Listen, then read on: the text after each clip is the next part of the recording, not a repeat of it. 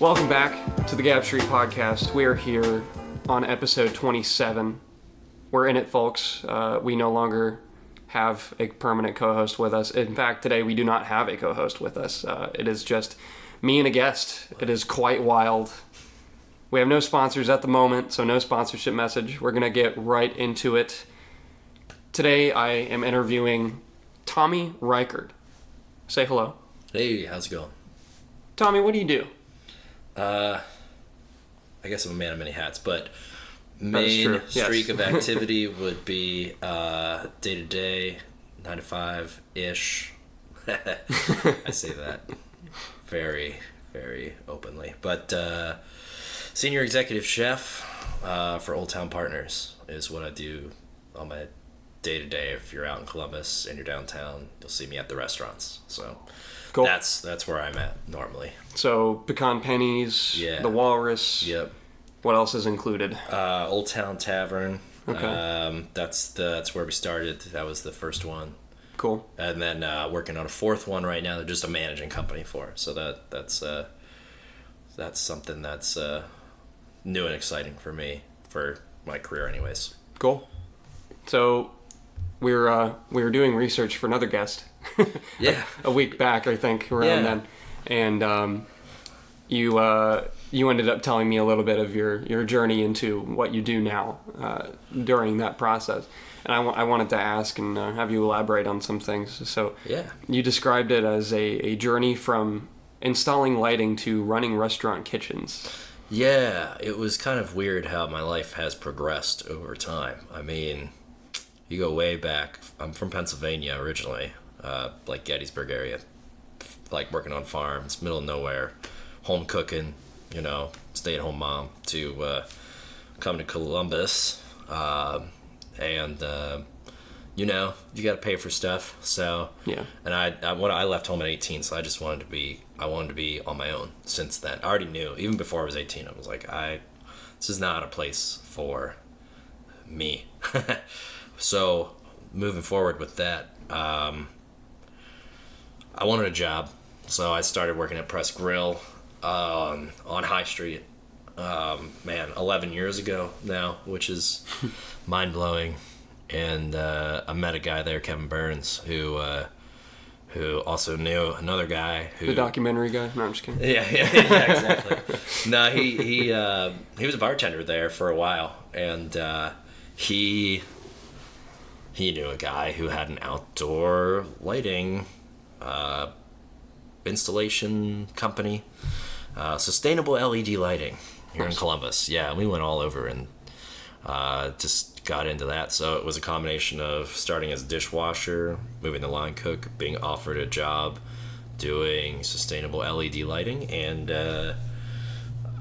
that is now my boss, who's the owner of these places. Both those guys are my bosses today. So I think they saw something in me that said, maybe they didn't, maybe they just were like, he seems like he works hard enough, let's bring him in and have him toil over this stuff. But they're great guys. Every day you have your frustrations, but they're great guys. So I would not be running 3 restaurants, working on a 4th one, had I not met those people and just been a nice guy early on in my life. Or I'd probably still be just a line cook cooking 10,000 burgers a year, thinking about it. It's a big number. Yeah. Oh, it's crazy. Like, I just, being more of a numbers guy within my company now. I mean, I can cook. I started as a short order line cook, dishwasher to short order line cook. Let's get that right. And I think having had that role at some point gives you that sort of the king eating in the court with his knights as well. Kind of feel, totally. You know what I mean? Because you've been there, you know. But if you're just like, oh, hi, I want to be a manager, you know what I mean? Yeah, and then you just become that position without having done the jobs. Yeah, I see that with people who come in, and I'm just like, and then they have the raw mentality when they attempt to manage. It's like, I've been called whatever. I've been called names behind my back for the style that I manage in, and I don't care, because I came from a humble beginning. Should always be a student. Should always want to learn. I don't know everything, but when I have guys who come in and they come to work for me, it's like, you should take the opportunity to not... You want to manage systems, not people, but also you want to learn from them and get a little bit to know about them. And I've got a guy at Pecan Pennies, Dan. He's amazing. The guy has an extensive career, and for me to just be like blow him off if he was gonna bring up like a special or something like that, it would be stupid, to not listen to someone who's got more knowledge. So it's impacted my managing style from 7 years ago to where I'm at now. I manage completely differently. I manage completely differently from where I'm at. So it's been a very cool ride. Sweat, blood, tears, all those things very true when you're opening restaurants or working in that industry, because you have to have a strong mentality. It will break you down and it will rebuild you, and hopefully it makes you a better person for it. Yeah, that's what I've come to take from it, for the most part anyways. But So what are the most prominent challenges that come with that kind of venture? Because I cannot even fathom. I have no idea what it takes. It takes a lot of your time. Yeah. Prepare to be committed every time you open a new restaurant. I don't own them, but I just, Before we continue, go ahead and describe the places that you currently manage the kitchens for. I imagine some of the listeners have been to these places. Maybe, yeah, okay. So like Pecan Pennies. Oh, Pecan Pennies is downtown between 3rd and 4th on East Main Street, right on the same block as Walrus. It's barbecue. It's traditional barbecue. It's kick-ass barbecue at that. Yeah, thanks. Yeah. Dueling Axes, those guys are great. They help us out and help us become more successful each day with having patrons order from us. We cater to Dueling Axes. We'll bring barbecue there. Walrus also caters as well. Yeah, I hear people in Axes saying they just came from Walrus, or they're going to the Walrus afterward, or they're going to Pennies. It's a great thing that nice little network there. Little network there, yeah. It's great. That's what you got to do. I mean, entertainment and food. Yeah, I think it's a win-win for everybody. But kick-ass barbecue at Pecan Pennies. Shout out to Greg Schmidt, who is like our pit master over there, and Dan Bowerman, who is also amazing. Those guys are the smoke. They make it happen. So cool. They're great. And then Walrus, that's like American bar food that I try to put twists on or help put stuff on the menu that maybe you can't get anywhere else, like short rib sliders with like pesto Havarti cheese and bacon on a pretzel bun. It's like little things like that. So I think I had that once. It was pretty awesome. Chipotle mayo on the side or whatever you want to get. There you go. It's been awesome. And then Tavern is straight up like American bar food. Now I did not make that menu. The owners, when they had their idea and their ambitions in mind, that is where that menu comes from. Yes, I have tweaked it over the last 7 years, but for the most part it remains pretty tried and true to what they started with, and it's a great menu. People like it. The only thing I do now is since we have Pecan Pennies, we smoke the prime rib. Okay. So those sandwiches are off the hook. If you get the Philly cheesesteak there, that's the smoked prime rib, and if you get the French dip, they're amazing now because of that. So, cool. Yeah, we had an episode back when I had Gage with me on the show. We did an episode, it was episode 14, and the title of the episode was, how many times can I say episode in a sentence? The title was, let's just talk about food for 30 minutes. Mm-hmm. Like, that was the title of the episode. Oh, nice. I think we extensively referred to Walrus and Pecan Pennies at that episode. Oh, beautiful. But I'm hoping to have another one of those here pretty soon. Yeah, quick plug for episode announcements. We're actually going to eventually have specially crafted non-interview episodes, such as Movie Gab. I'm going to have a couple of movie buffs from Columbus that have been involved with the show so far. You'll probably remember Jackson from episode 7. He's going to be on there. We're going to watch a bunch of local films, a bunch of local short films, a bunch of feature length, and we're going to do some segments on those, and those will all be pushed into an episode. And hopefully, eventually, we'll have a food gab as well. We'll have some people involved in food and some foodies, and we'll talk about the best food in town And I'm very easily entertained. Hopefully no Yelpers, though. No, I'm just kidding. No, yeah. I mean, I am a local guide on Google Maps, so you have to respect my opinion, obviously. All right, fine. I mean, the title's right there. You can't not enough. read it, you know what I mean? Respectfully to all that, so...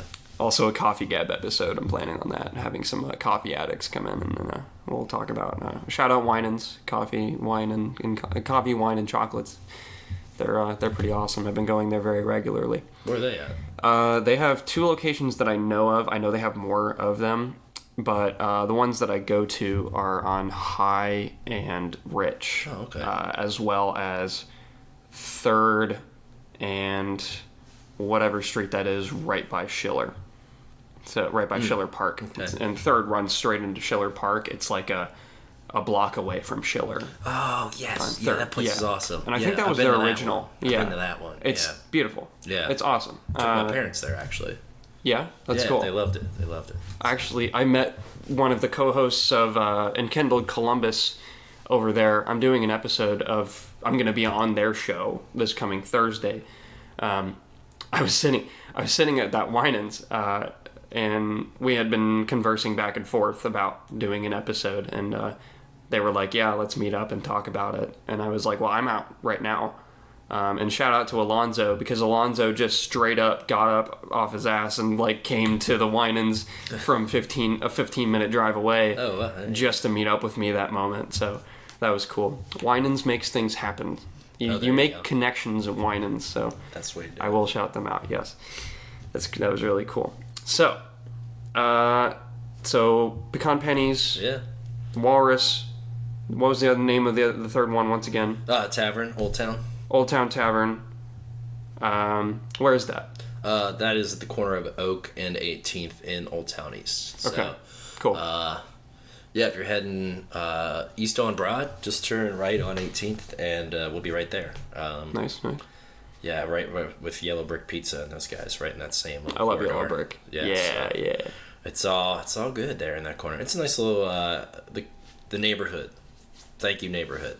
Yeah, it wouldn't be where we're at today without the neighborhood there. So cool. That's what it's all about. Yeah, Yellow Brick, they catered for 2x2 Hip Hop Fest. Oh, right on.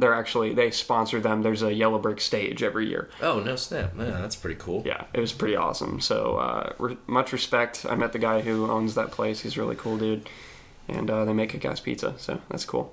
This will become another, let's talk about food then for an hour. Pizza one, and then there'll be another. Pizza Gab, Sandwich Gab. Sandwich Gab. That'll be great. Yes, Tapas Gab, I don't know. I don't even know what tapas are. I probably should know what that is. Tapas? Oh, they are very small portions. Okay. Typically fancier. Like sidebar. They're pretty plates. Or ripazo and stuff. Burgundy Room. Remember Burgundy Room? I do Pearl's not. at? Oh, man. They had great tapas. There's new places around that have tapas and stuff. I'm not familiar. I'm not really... Tapas are perfect for me, though, because I eat small amounts of food at a time. So if you want to spend a little bit and get a really nice bit of food and have a tapa, go find a great tapa place, because, I can't consume a ton of food when I sit there and eat it. It's more like enjoy it and then be done with it. And don't gluttonize over it, just get it and get done. But that's how I am with that stuff. The portion of a small plate, but the flavor of a whole plate, basically. Yeah, that's very well put. Actually, okay. And they're typically very beautifully done. Like the plate comes out, maybe there's foam on it. Yeah. Maybe there's some drizzling of some sauce. So is that something you're into? The visual presentation of the food as well. Yes. So you consider that an art, maybe? There is a sense of design to the plate. What's what my boss and I were talking about. Like, what kind of plates do we want? How's the food going to sit on? I've been talking about stacking sandwiches instead of, just setting them, crossed over each other with chips or fries or whatever, like kind of having a different sense of making this restaurant look and feel and seem completely Woodbury. I'm not even explaining what it is. The Woodbury, the new restaurant I'm working on. I was about to ask. Yeah, is the Woodbury, and that's over at Town and Fifth, right by Grant Hospital, and it's gonna be a very unique. It's got a little Not always been one with proper things, but Asian cuisine on it. Cool. But not traditional. So America meets a little Asian cuisine. So burger with kimchi on it, kimchi meatloaf. Oh, dude, that sounds kick ass. Stuff like that. It's got some mushrooms in the meatloaf that are very fine. I don't like mushrooms that much either. It depends on how they're done. I'm not a huge fan.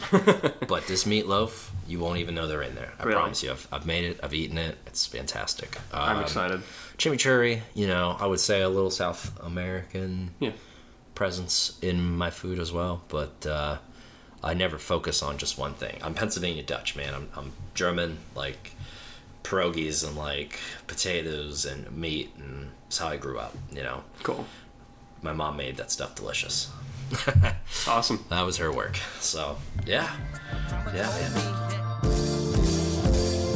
They say you never see the winners quitting. That's why Would I'm you say always you got your spinning. interest in food from growing up with cuisine around you, or Well, yeah, I mean that's a all right. So that's a story right there. You just dug in deep to my childhood. Go right ahead. past. Family's hunters. You can think whatever you want about that. My Okay. dad's a man of the land, so I mean, like, worked on a dairy farm, worked on farms. His sons worked on farms. No one ever owned the farms, but we worked on the farms. And then we go up to this cabin in Caledonia, like beautiful parts of Pennsylvania, mountains. I mean, waterfalls. Like, sounds like something out of, like, I don't know, Lord of the Rings or something. Yeah. But it was beautiful. I went hunting a couple times with my dad and my brother, and you always get out there. It's freezing cold. It's 3 a.m. Whatever. I mean, that's all fine and dandy. It's definitely an interesting sense. I remember I told a story one time where it's like, one of my dad's buddies actually picked me up at my house on a cold, like, morning. I don't even remember when hunting season is anymore. It's been that long. But picking me up in a cold morning, and I'm riding with this guy all, like, hour and a half, 2 hours in the morning. I'm like sleeping in this guy's car. I'm tired. Whatever. I'm maybe 13. I don't know. Maybe 14 at this point, because I'd been hunting for like a couple years. And I get out of this guy drops me off like at the edge of these woods somewhere. And my dad's like, yeah, I've got I think they're called owl eyes. So he had already picked a trail for me, and he put these little tacks with like a reflector on them in the trees. So I had a flashlight, and That's so cool. I literally just had to first I had to find them, yeah, and then I had to walk through the woods and get to my it wasn't a tree stand, but it was kind of like a tent thing that it was like camouflage, and it had like a blind. I think it's called a blind. Yeah. So I was out walking through the woods, and I'm just a kid, and I think it's like a tribunal thing almost. It feels like when you've got your gun, you've got your gear, and you're just wandering through the woods with a flashlight, hoping that you can get to the spot. He did all the work for me to get there. I'm wandering through the woods, and I assume I'm alone. I assume my dad is over at his blind somewhere, or his tree stand, probably on the next mountain, because that's typically how we worked. I'd be on one mountain, he'd be on another mountain. But if you heard a gunshot go off, you could definitely, hear the direction of where they are at. And so By the way, if you're hearing that in the background, my cat really wants in the room. I don't know if that's being picked up on the microphone. That's what he wants. It's like, He's please. meowing his ass off right now. He's like, stop telling the story. Continue. Okay, so either way, a shadowy figure comes up from the top of the mountains, and I'm like, I got scared, I'm Yeah. 14 and in the middle of the woods. I don't know who it is. I'm thinking all sorts of stuff. I'm a kid, I'm like, abominable snowman, Bigfoot, I don't know, cougar. And it was just my dad, long and short. But yeah, and then he's like, hey, Tomer. He calls me Tomer or something like that. Nice. He's pretty country. Appalachian boys. Yeah. Shout out Mike Ralston, the real Appalachian man. There you go. That's what it's all about. He was on episode 2. Right on. Yeah. It's been a while since episode 2, man. It's crazy. Hey, you're what, 27 you said? What? Is this 27 you said? This is episode 27, yes. Wow. Hey, you've made it. Yeah, it's good. It's awesome, man. Proud of the work. Yeah, Yes. congrats on that. But either way, Thank you. Got into that and went and sat on my tree stand or my blind or whatever you want to call it. And I literally was sitting there for hours, and then finally a deer comes walking up, and I'm, some people call it buck fever, but I was always a pretty good shot, like targets and stuff like that. And like my dad would say, like I was a better shot than him a lot of times. Maybe he was just, helping me as a little kid feel good about my shooting. I don't know, but muzzle loader. I'm left-handed. All the guns in my family are right-handed. I'm the only left-handed one. So you see how that would go if you're shooting a muzzle loader. That means that you shoot it, the pan is in front of my face instead of off to the side, so I had to wear safety goggles and all that stuff. Okay. Shoot at this deer, and I missed, obviously. And I'm sitting there, and I'm like, all right. And then I'm like, I didn't think I had any more bullets in my gun, which was stupid because we always had like, it was like one in the chamber and then 4 underneath or something like that. Yeah. And mine was like an old Trapper Winchester, lever action. Okay. And so I was like, oh, and I get on the walkie-talkie and I was like, I think I'm not, and like, it's still here, but I think I'm out of bullets or whatever. And my brother's over at another mountain, and he comes over the walkie-talkie, and he's like, you got more down. And he's like, just pump your gun. And I was like, okay. And so he's yelling at me, and this deer, by this point, had already walked closer to me after shooting a 30 at it, or 30-06. And it's been a while. And there was my epiphany. I stopped hunting after that. Yeah. I turned into like some sort of like hippie for a while. I was like, man, this deer came closer to me after I attempted to take its life. I was like, that gotta mean something. Yeah. And so then I just stayed back. But I'm not the one that's like, I'm not vegan, I'm not vegetarian. I mean, I care about You run ecology. a barbecue place. Yeah, I run a barbecue place. You know what I'm saying? I mean, I care about the quality of like the nature's life outside of it. Like I know monocrops are a problem. Yeah. You know what I mean? So, but I won't get too off track with that stuff. Either way, I stopped hunting after that. I was done. I just was like, my dad would be like, hey, we're going hunting. I'd be like, I don't want to go. He'd be like, what? Like, that was like my dad. Like, you think about a dad, like a father, and like that's their thing. It's like, my son's hunting, or like, you go hunting with me. And I was like, I'm going to stay home at camp. And I started cooking with my mother to bring it all back around. Okay. So we would be back at camp, and then I would cook with my mom. I would bake cookies. I would do everything with her. I was making applesauce from scratch from our apples in our own backyard. Dude, that sounds so good. Making tomato sauce from our own tomatoes. Like, I got to be brought up in a manner that was very lucky in the fact that we had a garden that was most of our yard. We had cherry trees. We had a black cherry tree. We had a normal one. I forget what it is. Peaches, it was crazy. We had hundreds and hundreds of apples. We had to do something with it. So apple jam, apple butter, apple sauce, you name it, apple everything, apple pies. It was. Did that turn into a business or anything like that, or was that mostly for you guys? No, it was just for us. It was like how we made it. I mean, my dad was a mill worker. Yeah. So humble beginnings for him as well. He just retired this year. Oh, okay. He was there 43 years or something. Oh my. Yeah, he moved up as he was there. He didn't just stay in the union or whatever. And yeah. In fact, the guys used to make fun of him when he got out of the union. And like, oh, look at you, got a collar on now, guy. What happened to the t-shirts you used to wear? They would give him shit about that. But he's he made his way. Smart guy. But also, I don't see eye to eye with him either. So came. Hence why I left when I was 18, and I was like, I'm not looking back, even though that's not what they wanted as parents. They care about their kids, so yeah. But yeah, so that's my winded explanation of where I got the cooking from. But thanks, Mom. Yeah. I'm high as Denver, high as tenor, new kid on the block, next thing to repeat. Upper level can't be Do you mind if we shift to 180 basically? No, go ahead, man.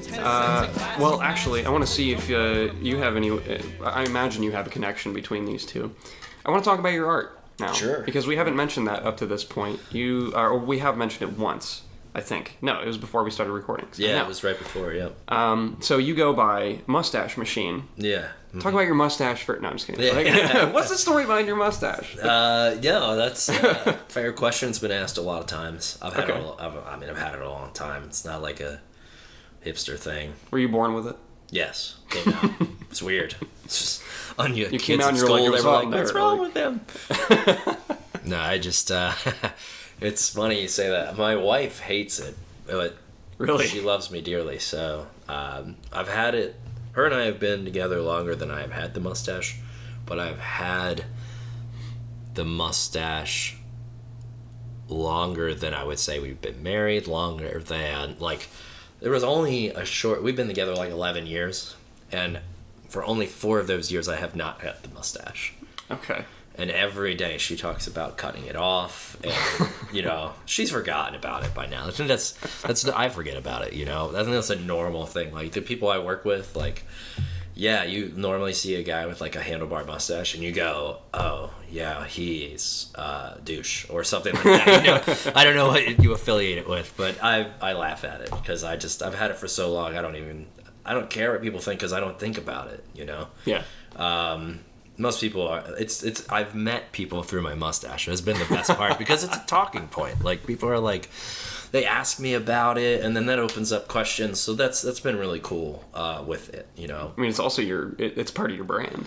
It's part of my brand as an artist. Yeah. Big going by Mustachemachine is like, I don't know. I started just like drawing M's over and over again with like a little, like, between the two M's, just like a little handlebar mustache, and That's then great. also like a gear, because I was like, for a long time I was like super into, like, I still am into it, but it's not a huge influence in my life. It really has shifted to, I mean, I've always been into like space, like Star Trek is on H&I, like now it starts at like 8 o'clock at night and it goes till like, I don't know, 1 in the morning, and you can watch Star Trek back to back. Star Trek, not the greatest of like acting or whatever, but Yeah. Picard, man, that guy knows what's up. Patrick Picard Stewart, pennies. man, Patrick Stewart's the best. Yeah. But long short of that, yeah, it's my brand, man. And that's what keeps me going with it. There's been I've almost cut it off one time. Yeah. Yeah, I literally had like the razor just going like, meh, and I was staring at myself in the mirror having a moment of reflection, and I was like, you're gone, dude. And I didn't do it. I couldn't bring myself to do it. I want to hear a lot more about that moment right after the break we're about to take. We're about halfway through. So when we come back, we'll hear more about the mythic mustache. Do you like what we do on Gab Street? The best way to support the show is to tell people you know about it, either through social media or word of mouth. Interact with us on social media by way of Instagram at Gab Street Podcast and on Twitter at Gab Street Pod. We now have a Discord server, and the link in our bio on Instagram has a button that acts as an instant Discord invite to it, so if you tap on that, you'll join it immediately. Do you live in Columbus and make music? Please submit your tracks to us at gabstpodcast@gmail.com, and we'll feature your music in between topics with your name in the description of the episode if the episode isn't already an interview of another musician. Thank you for listening to the show. It would be impossible to convey to you how much it really means to see your support. Back to the show. We're back with the mustache talk. We're here with Tommy Reichert. Let's get right into it. All right. Yeah. We're talking about the mythic mustache, the facial hair of legends. Where's Ron Burgundy when you need Right. him? What did he say that's on the teleprompter? Oh, man. It's like, fuck you, San Diego. I think it was. Oh, that ruins his career? Yeah. Yeah, because he just reads everything on the teleprompter. But everything on the teleprompter. And, fuck you, San Diego. I'll drink them. What is it? Drinking milk was a bad idea. Classic. Yeah, that was a fantastic... That was a good... The first one originally was a very good movie. The second one, I don't remember quite as well. I did watch it, but Yeah, same. the first one always sticks, like everything, just like it's like made with real bits of Panther. Paul Rudd's, I mean, everybody's character in there was fantastic. I like them Rick, both. I love Lamp. Who doesn't say that? You know what I'm saying? Like, somebody somewhere just is like randomly in the world right now is saying, I love Lamp. I don't care. It is Somebody. a cultural phenomenon Yeah. across the globe. Yeah, it's Yes. crazy. Yeah, and Love Ron it. Burgundy is still relevant. Like, you see random Will Smith interviews, and there's like a Ron Burgundy one. Yeah. I'm just like, how does this even happen? Or he's like invited to like sports events, you know, it'd be like some sort of football game, and So do It's you ridiculous. derive influence from Ron Burgundy? For Man. your- Did I have this? No, I didn't. I think that Anchorman was out first. I guarantee you, I'm a man of probably where there is inspiration that maybe doesn't strike me in the moment, probably catches up with me later. So I'm sure completely having relate to that. Ryan Burgundy's mustache visual presence back in the day probably helped fuel this guy today where this mustache is at. So that kind of thing where you hear something Dali. at some point. I love Dali's mustache. Yeah. I Salvador. assume it's still on his face. Yeah, Salvador Dali. Okay, cool. I know he's long past people. I know that, but It's somewhere. But it's somewhere. It's Yes. gotta be. That kind of thing where you hear something culturally and then it ends up subconsciously influencing some sort of creative process later in your life. You know what I mean? Absolutely. I mean, just there's an excellent Salvador Dali, like documentary video thing that I watched in high school. That just the mentality, like everyone's like you listen to parents and stuff. They're like, artists are weird, you know. That's typically what happens, you know. And it's just like, well, it's probably the thought process to a day to day. It's just a little different than what the, I don't want to be rude, but the lemming to society does. Let's talk about your day-to-day thought process then. What does that consist of as an artist yourself? As an artist? First describe what you do as an artist. Okay, all right. So that's a good starting point. I was all over the board. I had like artistic schizophrenia or however you would describe it. It's like I want to do jewelry. I was doing industrial design. I was like, I wanted to do automotive design, and then Columbus College of Art and Design didn't have that specific program. They had industrial design. Wasn't really for me. I really should have been pushed towards illustration, you know, but stupid young, maybe, I don't know, maybe doing drugs probably shouldn't have done, or, you know, moved to, whatever it is, like wasn't thinking right at the time, or I felt pressure from the family. It was like, you need to get a job that makes money. You can't just go to art college. And it was like, all right, well, there's a lot of people talking at me. Let's slow it down and think about that a second. Didn't do that at all. I just kept powering through because it was like, I knew it was a tough school, but then I also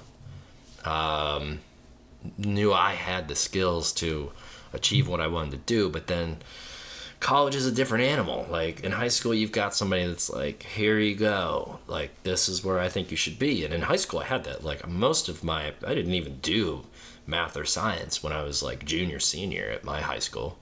I wish I would have, but I just didn't, because I didn't have to, because my direction was art. Yeah. Music and art. That's like all I cared about at the time. And so I was just like playing instruments and doing artwork and doing this and that stuff was great. But then went to art college. Great. Still continuing the right path. Getting to college. Whoa, there's so much stuff to do here. It's like there's glass blowing, there's clay, there's illustration, there's ad graph, there's just many area over area. And I was like, okay, cool. What do I do? It's overwhelming. And so you think you're picking the right path. And then I ended up graduating in photography, which I do a little bit with my wife today. Polaroid mostly. I was a film guy. I was naive to think that the digital world of photography was not going to really take... I was like, film is so good. Like, digital stuff really wasn't that great at the time.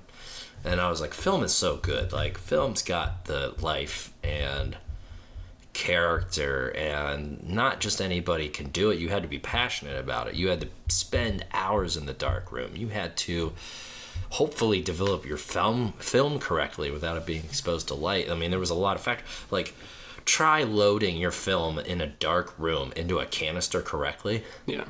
And then putting all the correct solutions in there, and you can't see anything.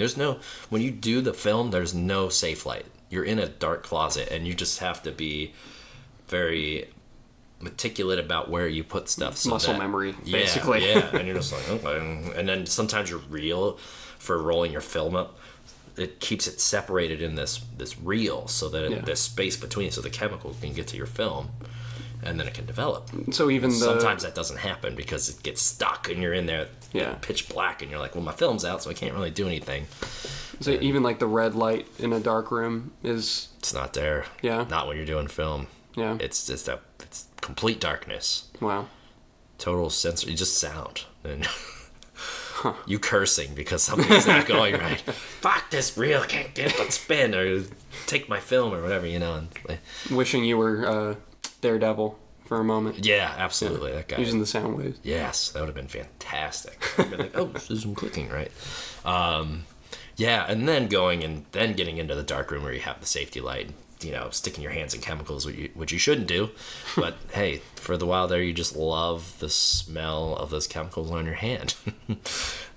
It was very cool. It was a lot different. And then when college was, it was like, it really shifted. And then like I was a 5-year student, so the last 3 years I was there.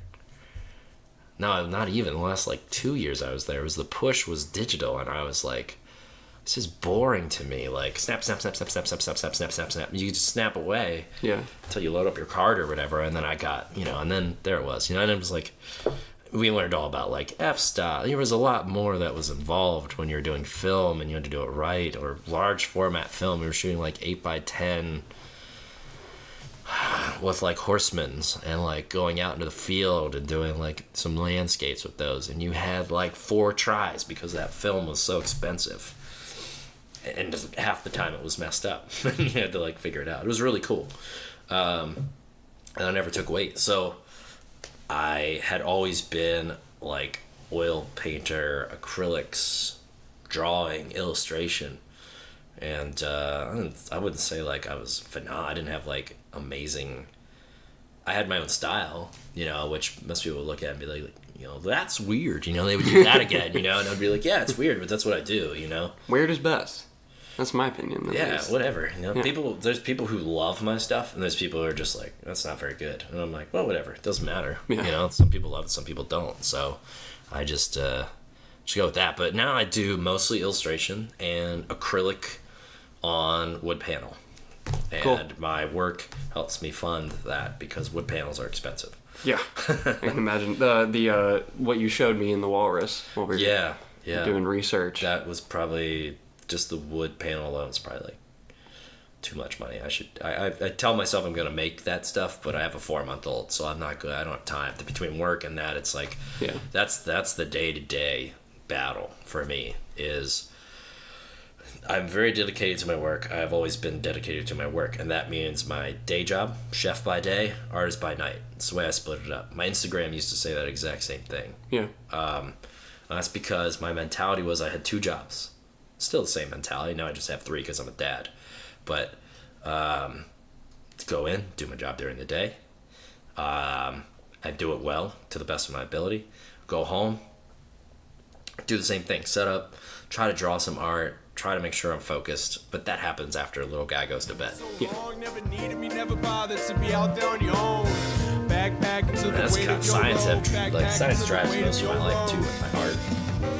It's all space oriented for the most part. I do little cute characters too, Japanese stuff in space. And it's not even that I really was into anime and stuff like Princess Mononoke and stuff. That stuff's beautiful and amazing. But it's like now it's like space. And if you're listening today and you're interested in seeing some of this art that he's describing, we will be making an Instagram post on the Gab Street podcast, and we'll be his handle on Instagram is also mustachemachine, and you can find everything there. But we'll be making hopefully like a 10-panel post on our Instagram page that you can scroll through and see some of the works that he has done. Oh, thanks, man. Just so that you can. Know what you're know what you're listening to. You know what I mean? Yeah. I wanted to get on the other side of the going back to film a little bit. Yeah. Going on the other side of film and how you were talking about the difficulties and the expenses. I wanted to move on to something that your wife typed on your website, which is and the website is www.mustachemachineblackbetty.com, and that is all. That's the whole URL basically. Is that correct? Yes, I believe that's correct. Okay, awesome. She does a lot of that work there. She's amazing. Cool. You want to give a little shout out? Yeah, Black Betty Photography. She is one of the heroes who made it. She's an architectural photographer and associate for Fikenoff. Cool. Brad Fikenoff downtown. Yeah, she's actually in Louisville, Kentucky today shooting. She left at like 3 a.m. today. Okay. That's wild. She's dedicated. That's work. Yeah. That's work. And she comes home and she cross stitches and she I saw that on the care of our website son, too. Yes. And she's I'd probably be living in a van down by the river if I didn't have my wife. Like that's being a she's the motivational best. speaker. Yeah. Yeah, exactly. Chris Farley reference. Yeah, absolutely. I love him too. Fantastic. But either way, she's a huge driving force. I mean, I wouldn't have been to London. I wouldn't have been to Paris. I wouldn't have been to Edinburgh. I wouldn't have been to California if my wife had not been like, "Hey, we're going here." Yeah. You know, and me being a boy from nowhere, being scared of that stuff. New York City. I wouldn't have been to New York City if it wasn't for her. But that's awesome. Yeah, she's a huge help with that stuff. And I'll be asking about your travel in a little bit. I wanted to touch on something on your website that she wrote specifically under. So if you go on to, again, mustachemachineblackbetty.com and you go to let's see, analog film is the tab there, and you can select one of the albums there, and on the top of the album page it'll say here's a description of this project, basically. And one of the paragraphs struck me a little bit as interesting, and I wanted to ask you about the wording here. I'll read out some or most of the paragraph here. I have been told that the photographer William Eggleston once said, "I am at war with the obvious," a sentiment that we share, made evident by the subject matter of our photographs as well as our preference to the camera and film that we use. My encounters with ordinary people will forever remain in my memory, along with a million other memories that I do not wish to forget either. This is why we photograph the subjects that we do. The encounters that we have with our subjects may have no impact upon them whatsoever, but they have impacted us, because if not, then why would we have shot the photograph? The people and places that we photograph are a part of the planet's history as well as ours, simply because we coexist. Our photographs create a story about these certain people, places, or things. I wanted to ask you specifically about two parts of that. Mm-hmm. One, how would you describe I am at war with the obvious? And two, how does that information factor into the preference to the camera and film that you use? Okay. I know for a while Black Betty, was doing... she was really trying to... She was doing this like name project, which I think is where that starts to touch base with her, where she's pulling that quote from, I believe, and what she's typed there. Especially with that, two things there. War of the obvious. I think it's because it's right in front of us. And so sometimes you just need to look around a little bit and, take in the information that's there. Because, like, as photographers, it's like your attempt is to see something maybe people aren't paying attention to. It's so obvious. Oh, why? Look at that. Look, that little thing looks like a face. Or, it does whatever it is, Yeah. But she was doing a name project where she was actually, like, going out and meeting different people and, like, getting to know a little bit of their story. I mean, strangers. Like, she has this interesting connection with this woman who, sadly, I don't know if she is still alive anymore, but... So it's kind of like a Humans of New York kind of project? I'm not familiar with that, but... Okay. But yeah, she would just have like these cards, and that person would write their name on it. So you get a couple of things from that. You get their handwriting, which sometimes says a lot about a person, or maybe they wrote their name and then drew like a smiley face. It just depends, Yeah. So she was interacting with people and getting kind of like that kind of presence from them, and then forming memories over and over again, and then learning more about them. That like, oh, remember that one woman? Oh, this happened to her. It was in the news or something. She got hit by a car or something, like on her bike coming home.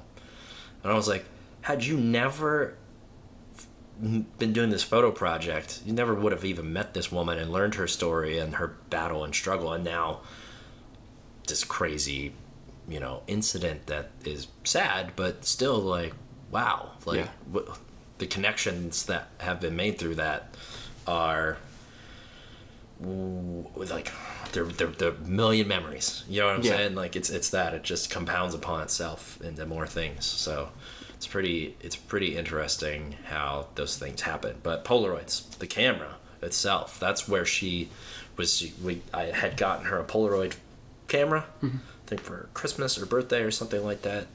They're too close to each other. Her birthday's in January, so and then so on and so forth. But and then Polaroids, and so like bringing back this bit of film that we had like lost essentially, and for us that was fantastic. It still has kind of that immediate sense that digital gives you, but then it has the what would you call that? The unknowns of film, where you get like mess ups or light streaks or all these different sort of creative features that can happen naturally from the film process. Or it was cold out, or it was hot, or it went through an X-ray machine at the airport, so now you got this really cool effect because of this or that. But yeah, so yeah, and we've got over, I think she would know better because she archives all of them, but we have probably over 1,000 Polaroids that we have taken together over our course of being together. And are they featured on the website? Mostly? Those, I believe those are all Polaroids. Okay. If I am not mistaken. She actually made this little box so she can scan them in.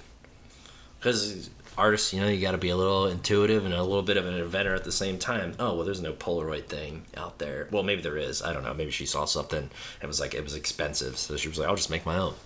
So she's got this little thing that she made that she just slides them in and boop, there you go. Cool.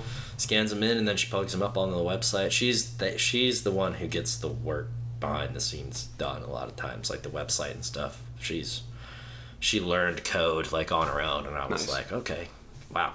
That's cool. You got it. I just want to draw. I'm gonna go paint while you do HTML. So, yeah, it's pretty cool. But yes, she definitely Polaroid, and that took off. And now it's like with our son. Like now we're taking Polaroid pictures of our son all the time, and it's been pretty cool just to see the different stuff that occurs. Love Polaroid. Cool. Glad it's back. Celebrate the passion of the we don't crash. Running out of trees. And she on the website where it says who we are, I think, or let's see here. Yeah, who we are.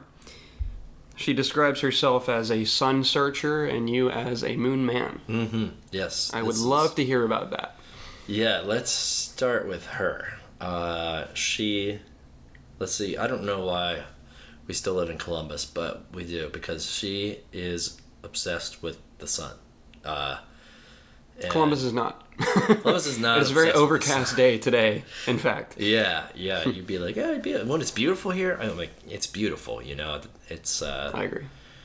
And when it's not, it's not. So whatever. That's why I think I'm the moon man. It's I'm a little whatever. But she loves the sun. The sun affects her mood. She likes to get a little bit of a tan on. Yeah. She just likes being outside, being in the sun. She lives by the sun, honestly. Like, can't wait for us to get our kiddie pool out, Yeah. Some little blow up pool, and then we have 8 inches of water in it, but we all just sit in it and hang out. And that's great. It's perfect, it's cool enough. And it just sits in the backyard, but yeah, and it drives a lot of her life, the sun, like going to California, or, she talks like, I could probably never live in Edinburgh, Scotland. It's too gray there, and it's like, or we've talked about, like Portland in the past. I couldn't live there either. It's not sunny enough all the time. And she gets to travel all these places for her job. So, I mean, she gets to experience a lot more weather. Where all have you been? Me? Both of you, I guess. Oh, she's been all over the United States, but I mean, We've gone to, I think together, outside of the country, it's been mostly the UK, Europe area between like, London, Paris, Yeah. Edinburgh, Scotland, but then up to Loch Ness, like did like some tour. Nice. I mean, Scotland is amazing. Yeah. I'll say there's even like a huge statue out on the side of a mountain that's like Braveheart, Robert the Bruce, I think his name was. Yeah. It's just this giant, like, I mean, it's huge. It's like that Jesus thing that you see down in Rio de Janeiro. Yeah. It's like that, but it's Robert the Bruce up on a mountainside. And I was like, it's like really brings back to like that shit actually happened. Yeah. These people care about that, Yeah, good job, Mel Gibson. So, so yeah, it's pretty crazy. But we've been mostly in that area. But I would never have, when she paid for me to go there. Oh my. Yeah, she worked her ass off and saved money and was took me to Edinburgh. Her brother was living over there for a while. Him and her brother and his wife, and she wanted to go see him. So it was perfect. We had a place to stay, even though the flats, totally different world. Just so much more. I don't want to say environmentally thoughtful, but kind of. Because everything is just like compact. Like their flat, it was tiny. Yeah. Over there. Yeah. And it wasn't just their flat that was tiny. It was like most flats were tiny. Even when we stayed in Paris, like our hotel room was super small. It was like I know exactly what you're maybe talking a about. couple feet in front of the bed and barely a foot on either side of the bed. And then the bathroom. The bathroom was pretty big though, which was weird. But activities in the bathroom. So yeah, it was Dinner in the cool. bathroom. Dinner in the bathroom. We literally ate cheese. Like I got Killian's Irish Red over there. I don't know what I was thinking, but I was intrigued by them because they were in a smaller bottle, and it was like legit, like a, I don't know. But it was like 8% ABV. Yeah. That's not the case here. It was really weird. Whatever. And we literally ate like some soft cheese and a baguette in bed. Nice. Like it was just a cliche as could be, and made up a song about the Eiffel Tower, which we just sang Eiffel Tower over and over again. It was really weird, but that's us. Yeah. And me being the moon. Yeah, that's right. Back to that. The moon man. She kind of coined that for me, I think mostly because I have been obsessed with like drawing the moon, painting the moon, different, not just our moon, but like planets and their moons and stuff like that. And then in my artwork, it's mostly like, is it a moon? Is it a planet? It doesn't matter. It kind of looks like a moon. But yeah, I'm her moon man. And now our son, Jet. Jet's my little moon man as well. So we are her moon men. That's awesome. We dress up like astronauts for Halloween sometimes. We have in the past. Last year we went as Bob's Burgers. But she tricked me. I cut more of my mustache off than I wanted to. The ends, yeah. I see how it is. Yeah, fortunately it doesn't take very long to grow back. But yeah, they were short. They were stubby. They weren't all gone. Don't worry. I noticed on the Who We Are page on the website, there's a photo of you two wearing, I think it's kind of like an astronaut kind of thing. Yeah. Sure. Yes. Yeah, that is excellent work by her once again. She set all that up. We did that in our old apartment, actually, that photograph. We just used the wall. That was. You had the logo like imprinted on the back. That's her Photoshop magic. Okay, there. cool. Yeah. Nice. I made up that logo. She kind of solidified it, probably digitally.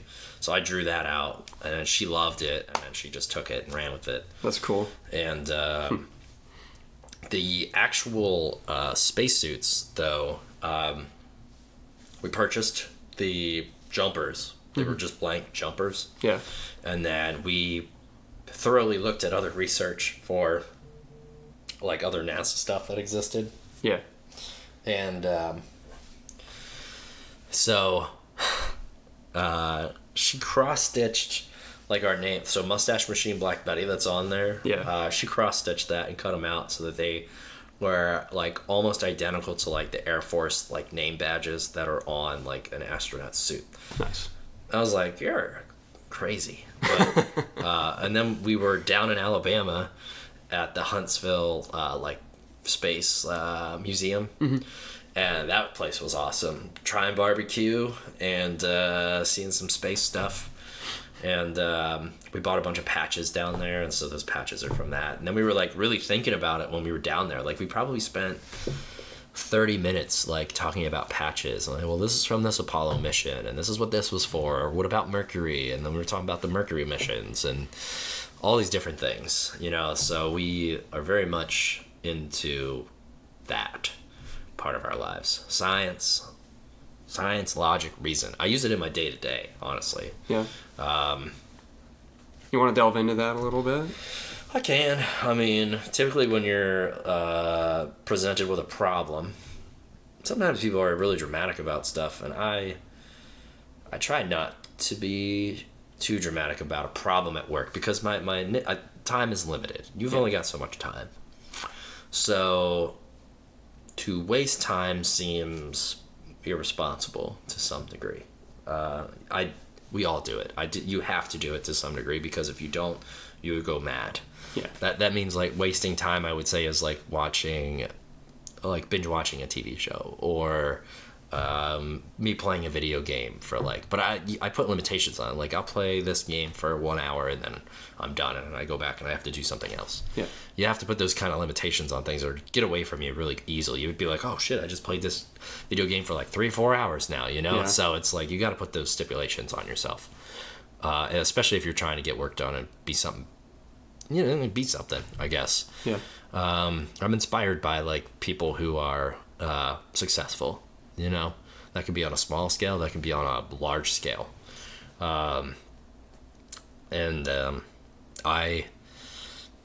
I use the logic and reason in my day-to-day for work, especially because a lot of it is really simplified problem solving, but nobody wants to solve problems. Yeah. They just want to present me with issues, and I'm like, well, did you check the breaker to see if the breaker was checked or tripped, or did you see if the light on the outlets, the GFI is tripped? And some people just simply don't know these things, which I grew up working on. I grew up working in an environment where it was like you worked on cars, you worked on a horse and cattle farm. Sometimes there wasn't the supervision around to help you fix something, so you had to figure it out. So you had to use some intuitive thought to progress, which is something you have to practice. You have to practice that, or you're not gonna. And if you want to know more in life, like I mean, look at YouTube. Like if something's broken and you just take it to somebody else to fix it, you don't ever learn anything. Yeah.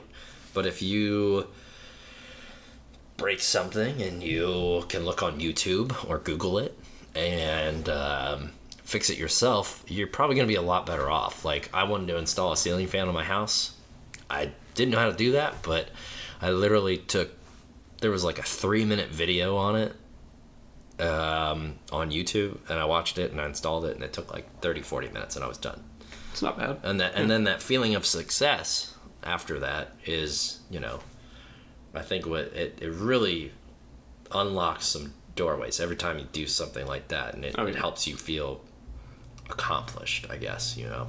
So even at the restaurants, it's like after I'm done here, I got a sump pump that's not working, like I'm gonna go get down and dirty and pull it up the motor and see what's stuck in there and fix it, because that's what I do, is I fix things. It doesn't matter if it's something wrong with a customer's plate or if it's a shelf that needs hung or whatever it is. It's got to be done. I've been craving your mind and your skin against me like the wind. You catch me in the midst of with that feeling of success after fixing something successfully or, you know, getting something done. An example of that is when you taught me how to throw ninja stars at dueling axes. Because I was trying to flick it like you told me to do this originally, but it wasn't working out for me too well. I was trying to flick it like a skipping stone. Yeah. And you're like, try this, try the vertical approach. And throwing it kind of downward, but spinning it along the way, and I started nailing it every time. And that's definitely a piece of that feeling for me, I guess. But I wanted to delve in a little bit, if you don't mind, into your history of throwing bladed objects, because you also do that, and that's how I met you. Actually. So I mean, thanks to Dueling Axes for having leagues right by my work, so that's nice and convenient for throwing hatchets. I threw tomahawks originally. I threw hatchets too. I mean, it was a little bit of this and that. I mean, that was probably 13, 14 years ago, and I'm not like amazing or anything like that. I just I never was doing it regularly, but I have a friend, Ben Rowley, and his wife Corey Rowley, and I met both of them in college. They're both designers, and artists, and entrepreneurs on their own degree, and I got invited to Axe Camp. Nice. Which people were like, Axe Camp, what's that? And I was like, well, it used to be in West Virginia on his grandfather's farm, and it's beautiful. You know, you go, you hang out. It's more of a, I would say it's more of a, you learn something that you can take with you all through your life. Yeah. So that could be friendship. That can be learning what an atlatl is. I love those. See? What's that? Yeah. Or, you know, how to shoot a bow, or, you know, how to chop down a tree, because that's kind of their thing, is they sell refurbished tools and axes, and, you know, they're antiques, or they have a history. It's like, this axe head was made in this state at this time. Yeah. And they have a lot of great knowledge that they pass on to us as a group of people that they invite out. You know, it's like, if you buy an axe from them, you get invited out. Unless you're a douchebag, then probably not. No, I'm just kidding. But I mean, for the most part, if you're just like a wholly good person, like you're going to come out to Axe Camp and you're going to learn something, you know. If you don't, then you weren't paying attention, or you didn't care. I don't know. There's no way you can't go do it and not learn anything. But beautiful people. They have a beautiful little family. I've learned lots from them on those things as well. And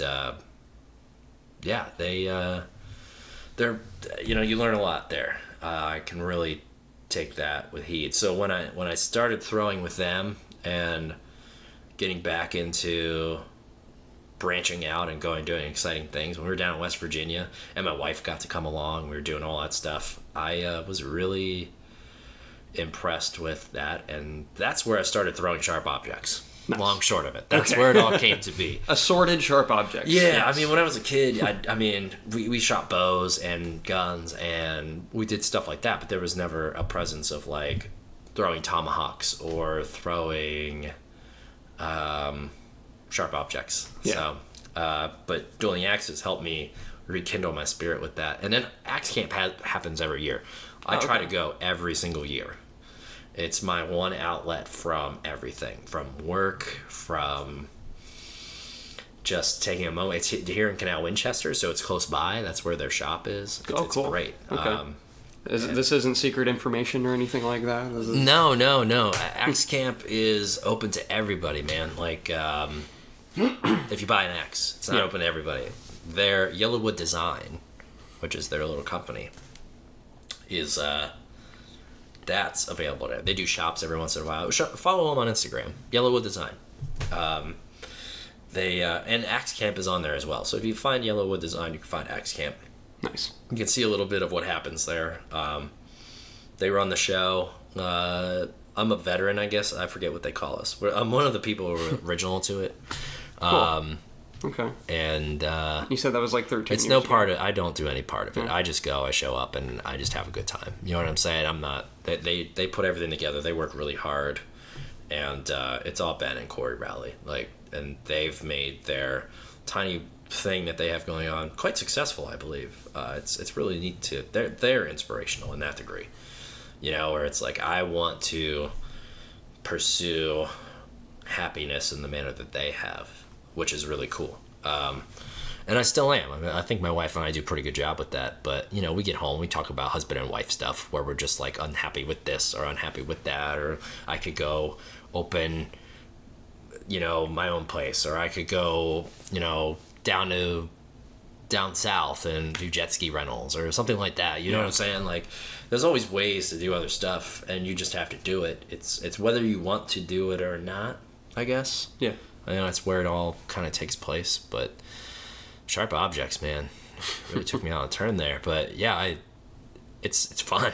I mean, it's great. It's a great way to. I've met a lot of new people here in Columbus doing it, and namely yours truly. Yeah.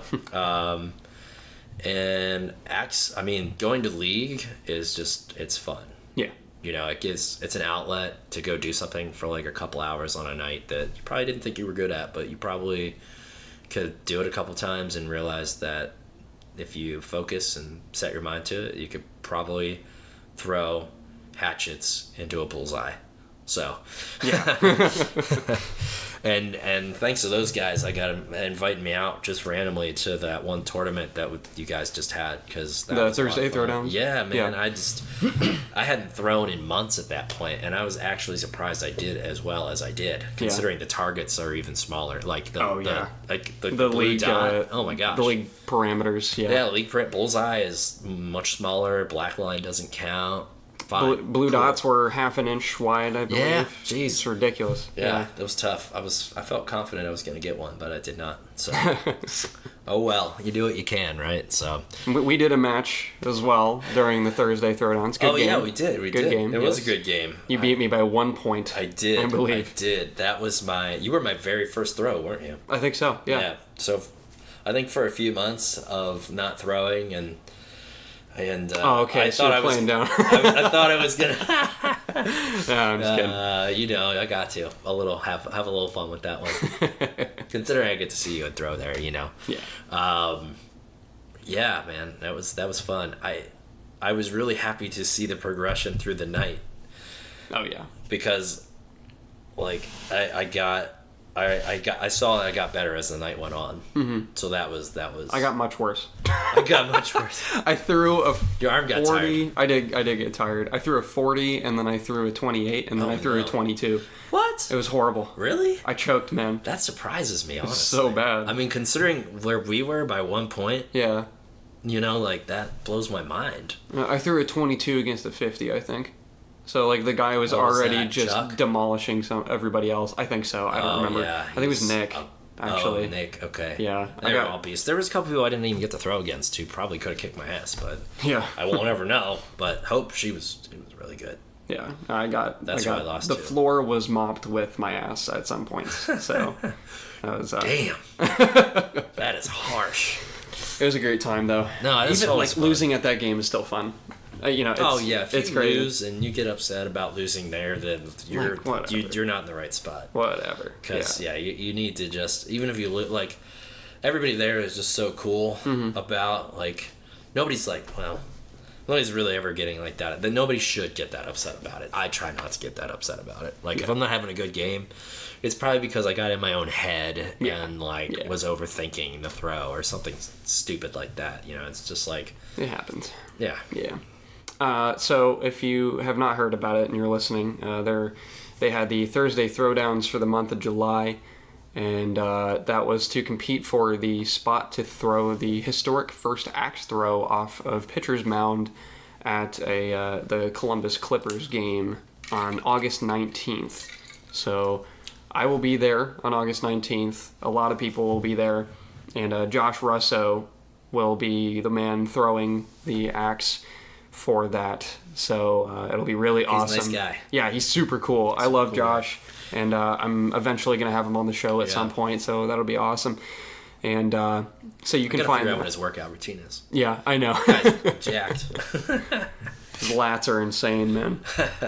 But shout out to him and Zach Crawford, Valyrian Steel, the team that are eventually going to represent us at some tournaments, so that'll be awesome. And shout out to the entire Dueling Axis family. Everybody there is very supportive of everybody else. I felt very at home there. Everybody that comes through has been awesome. Yeah. So thank you for providing an awesome environment for a lot of people to really cultivate a skill that maybe they hadn't even considered, and it really is a team building kind of thing. Yeah, to and do. it can be useful outside of the realm if you ever need to protect yourself. True that. I happen to just be carrying one of those A two-handed hatchet. Yes. on you. So. So, Tommy, how can people find you? How can people find me? Yes. Daily? On the internet. On the internet? How can they find your works? Oh, definitely on Instagram at mustachemachine. And it is not MOU. MUST. It's MUS, like ACHE. must ache. MUST. Okay. CHE, yeah. Cool. And Black Betty Photography is your wife as well. Yeah, she is, I believe her handle is at Black Betty Photography Okay. on Instagram. Cool. That's where I'm most at. I'm not on Facebook really. Me I neither. have my own reasons for that. Yeah. Kids, don't do it. Just don't do it. Whatever, just jump off. I was on it and it was like, it was really just not conducive to, I think, a lot of people's mental health, even my own. It was like people were raging about politics and stuff on that. Oh, It's yeah. like people need to talk about politics, but I left not it, like, online. 2 years ago. This is the Yeah. problem with social media. Sorry, I'm going to go on a rant about That's this. okay. You brought it up. It's I brought up Facebook. This is my fault, But yeah, I just, you think about social media, and this is where people take advantage of it. Even video games and online. You would never, I would never talk to you and be like, "Yeah, motherfucker, you piece of me," and do that to your face. Some people are like that, and they don't care about getting into some sort of like physical confrontation after that. I've always been pretty chill, and I typically avoid any physical confrontations. Yes, I've had them, Yeah. but that's not my goal ever. But you know how to throw an axe. I do know how to throw an axe and knives and ninja stars. So don't fuck with this guy. Shoot a gun, whatever. It's like, and a gun. I don't even own a gun, so I mean, it's not even part of my repertoire. So you don't have to worry about that. Just be careful.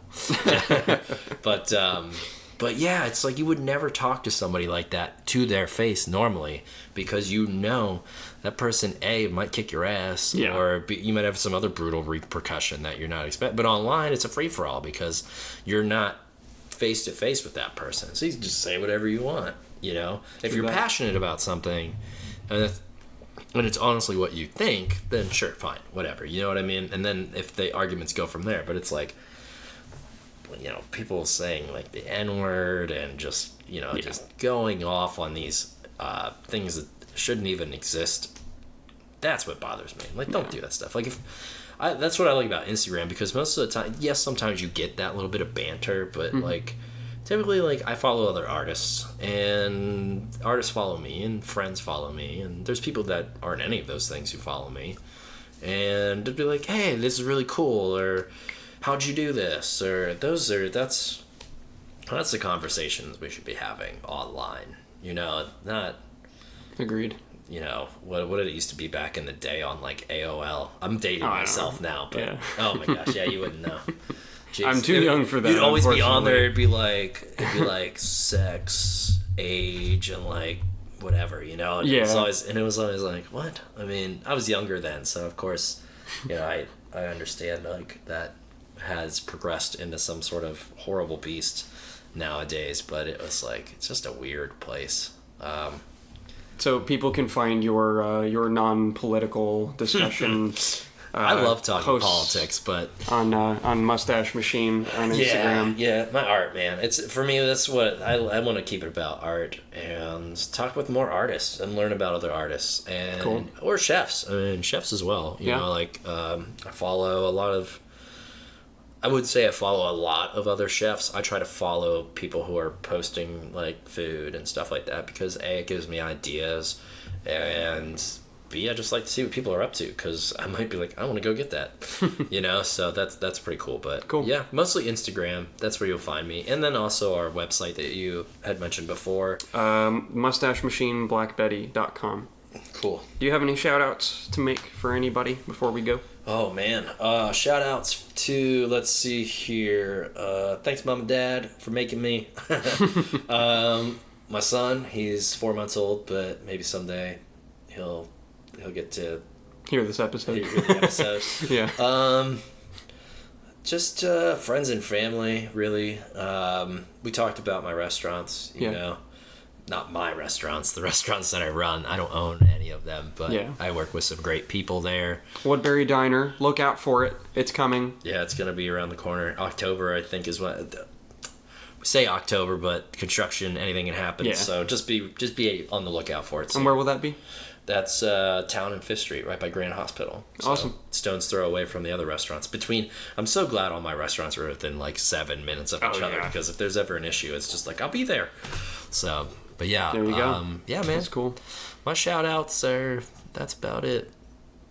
Love my wife. There we go. Thank you very much for coming on today. Yeah, man. Thanks for having me. It was a blast. It is a pleasure, as always. Go check this man out. He does a lot. And next week, we will see you with an episode I'm not going to announce because they always change the day before. So, keep up on it, pedestrians. Keep checking out our stuff. And we'll see you next week on episode 28. Thank you very much.